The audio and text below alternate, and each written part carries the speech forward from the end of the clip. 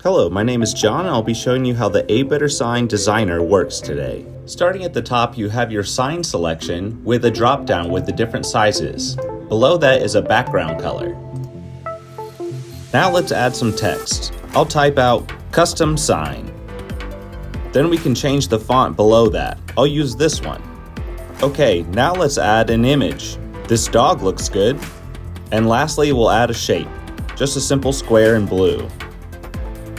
You can use the scale bar below to change the size of anything in the design area.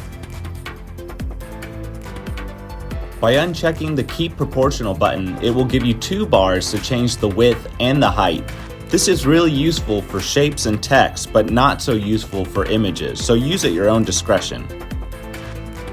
Okay, let's learn about the buttons below, starting with the Edit button. This will take you back to the edit screen where you can change colors, fonts, and so on. Next is the mirror buttons. With these, you can flip things horizontally or vertically. Then we have the step and repeat button. This allows you to take any element and copy and paste it inside the designer.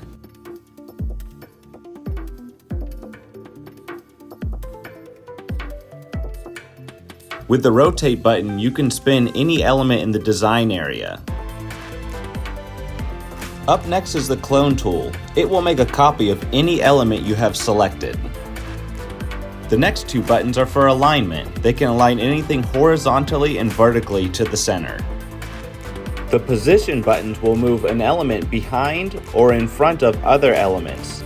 The grid button will reveal multiple lines to help you line up elements in the design area. And lastly, we have the trash icon, which will remove any element you have selected. You can use the Save and Share button to send your design to different social media platforms. And that's it for this tutorial. Thanks for watching and choosing ABetterSign.